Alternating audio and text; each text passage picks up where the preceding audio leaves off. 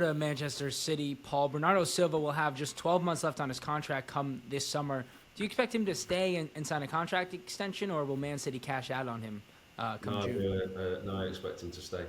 I was at the Etihad last night as we're speaking now for the first leg of the Real Madrid tie.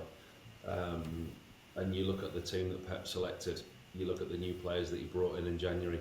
There's this whole talk about him needing to rejuvenate the side. Only brought Savinho in the summer.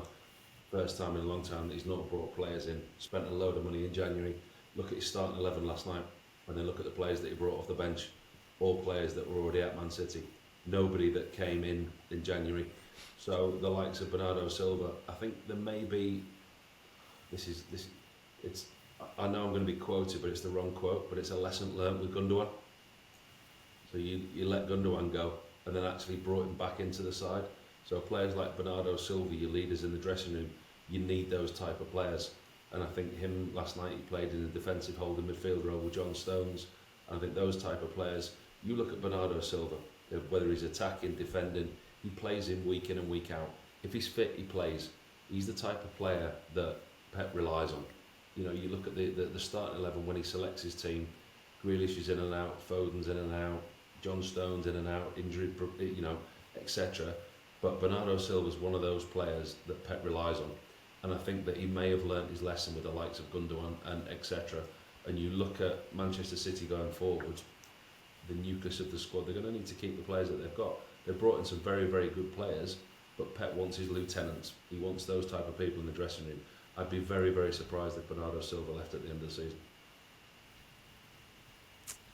And Pete, Manchester City, we know their defense continues to struggle, even with those two new reinforcements coming in January. They're interested in Daniel Munoz of Crystal Palace. Could we see them make a move for the Colombian this summer? I would be surprised. To be fair to Munoz, he's been very impressive for Palace since he arrived from Genk in the January 2024. He's really established himself as a key player in Oliver Glasner's side. Great attacking fullback. That's because he plays in a wing back position for Crystal Palace. He wouldn't play that if he went to Manchester City. They would have him as a right back because obviously they need to find a replacement for Cal Walker. I'm not sure Munoz would be the answer for City in all honesty. I think he's obviously very good going forward. He's got 3 goals and 4 assists this season as well. I just think probably his age and profile just doesn't fit with Man City right now and what they're trying to do. And they're trying to freshen up the squad. He turns 29 in May, the Colombian international. So I think obviously his age would probably count against him if City were thinking of making a move for Munoz. But like I said, I think he's been instrumental for Palace. He's really impressed me whenever I've watched him getting forward. He bombs forward, he gets back as well. And he is a decent defender as well, but I think he's better going forward. But I think for Palace right now, he's under contract until 2027 and they hold an option for another year in that one. So basically, he's there until 2028, so I think Palace have no plans to lose him.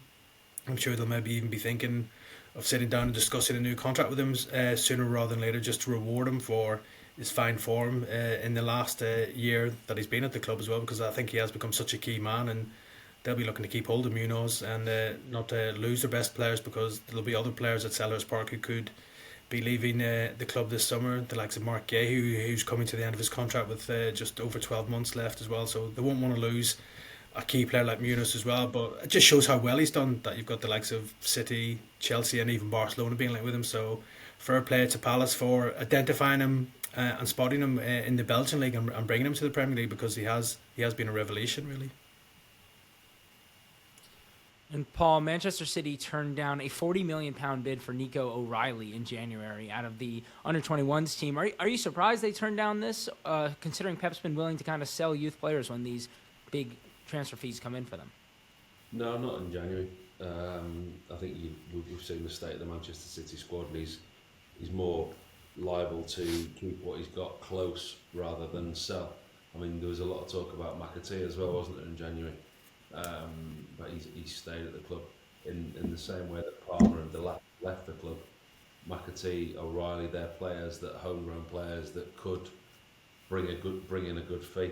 I mean, Nico O'Reilly's only 19, come through the academy, England, and 20 player. He's a top quality player, and his value is not going to go anywhere.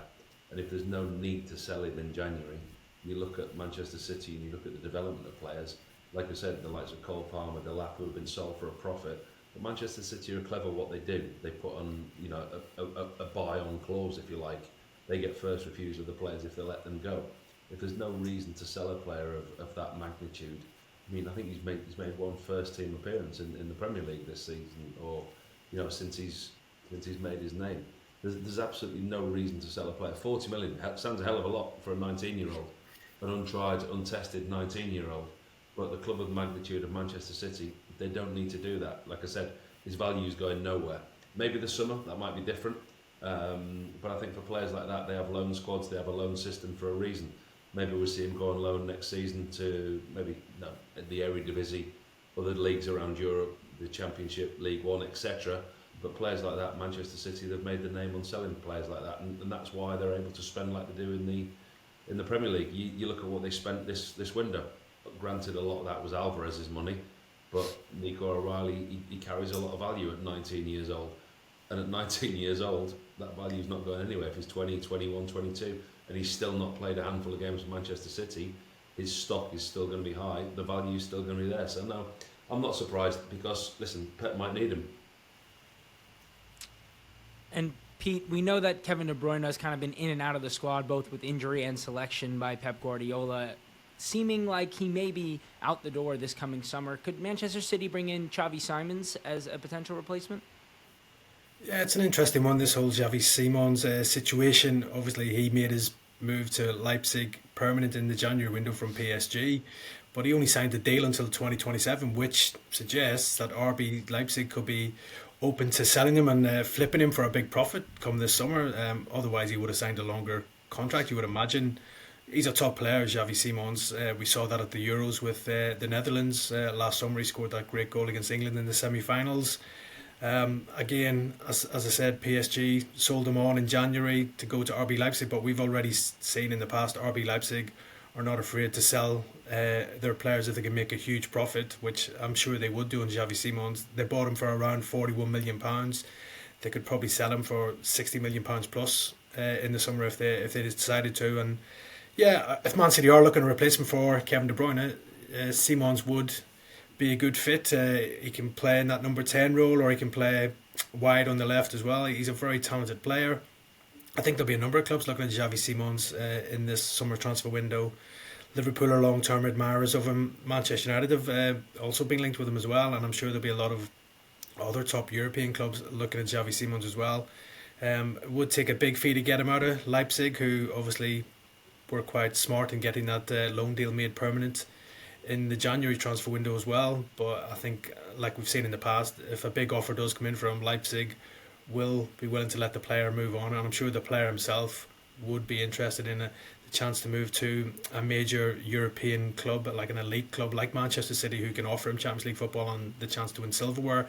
But it won't just be Xavi Simons. I think that'll be on the Man City list if they are forced to look for a replacement for Kevin De Bruyne. I think Florian Wirtz at Bayer Leverkusen, the German international, he would be pretty high up in that list as well. He is a long-term target for Pep Guardiola, so there'll be a number of names that City will have on their list if De Bruyne does leave, but there's no guarantee that will happen either. I'm sure De Bruyne admitted recently that they will sit down and have discussions to see what his future holds, and if Kevin De Bruyne wants to stay at City, I would imagine the club will do everything they can to keep him. Pete, Wirtz is an interesting one. He's a top player, and he's a real top player. He carries a value. I mean, that's a serious summer signing now. We're talking tens of millions. Yeah, it'd be a marquee signing if you were to get Florian Wirtz. You'd be looking at around the £100 million mark probably for somebody like him. All indications are that he could end up leaving Bayer Leverkusen in the summer transfer window as well. Bayern Munich also being strongly linked with him as well. You'd have all the big boys around Europe knocking on the door if he becomes available in summer. Real Madrid, Barcelona, if they could get their financial act together as well, would be interested in Wirtz. So yeah, it's going to be tough for Leverkusen to keep hold of him, and I'm sure Pep Guardiola would love the opportunity to add him to his new look squad in the summer if the opportunity does arise.